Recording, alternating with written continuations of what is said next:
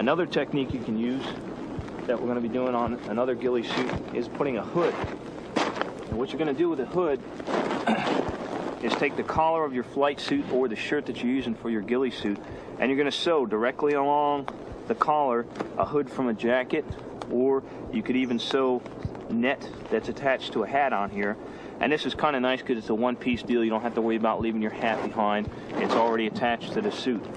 But all you're going to do is sew it on, reinforce the stitching with shoe goo, and then you've got your hood on. And again, you camouflage that the same way that you have the rest of your suit.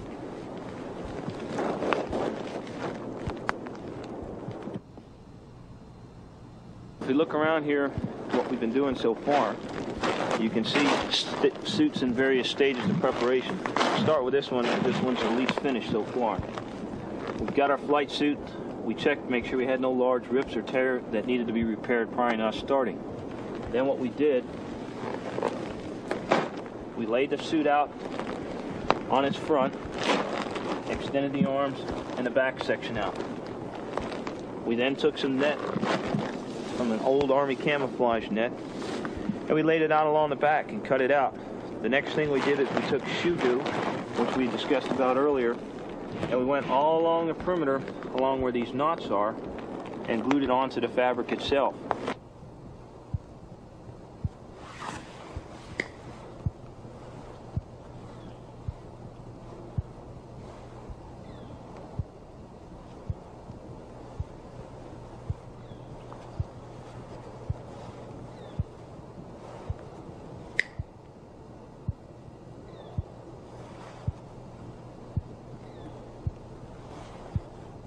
What I'm doing is removing the radar reflecting clips off of this camouflage net because they're silver, as I've said earlier.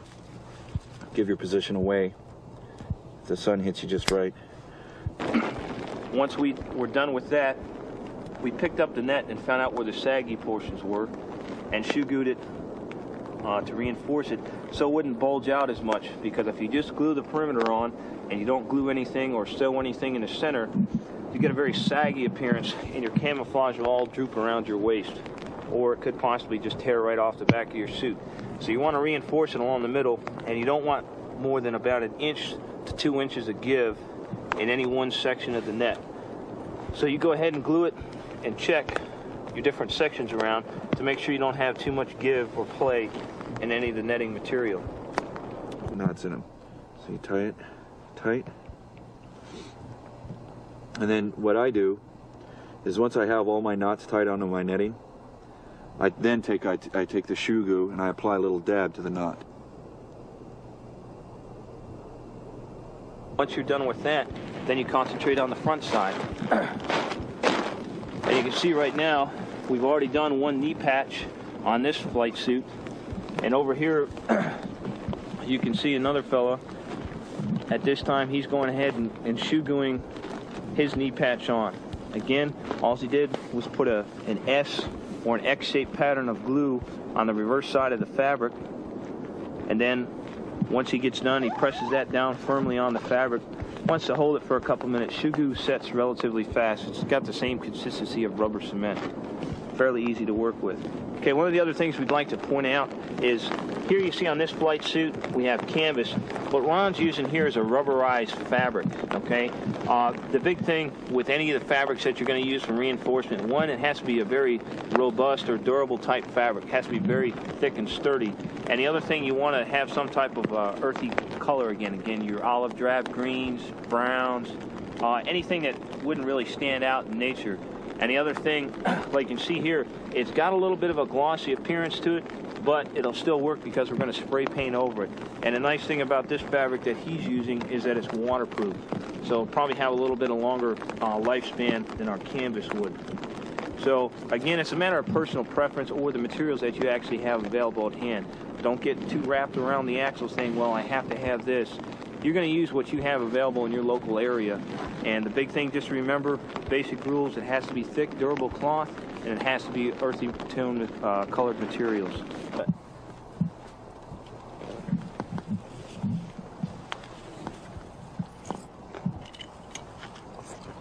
You want to be careful so you don't cut the flight suit itself. So keep lifting the canvas up away from the flight suit as you cut.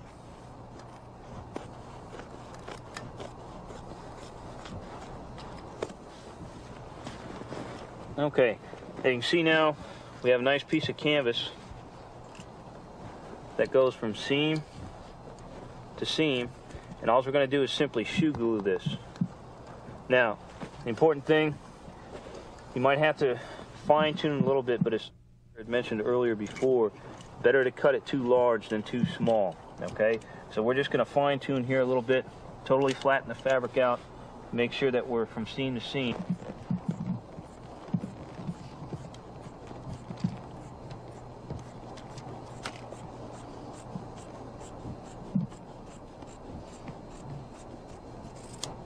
Okay, now that I've got that done, I'm going to go ahead and flip my fabric over, make sure it's nice and clean, and the material I'm going to be adhering it to is also relatively clean and dry, but won't have too much of an impact here. It's just a little bit damp. Okay, we're going to go ahead and take our shoe glue, and basically we're just going to make a big S pattern along here, and then firmly press it down on here, and then we're going to go along the edges so the material doesn't fray too much on you, and plus it gives it a double gluing, so it makes it stay on a little better. And just like toothpaste, you want to start at the base of the tube and work your way towards the top. You can see how thick the shoe glue is here.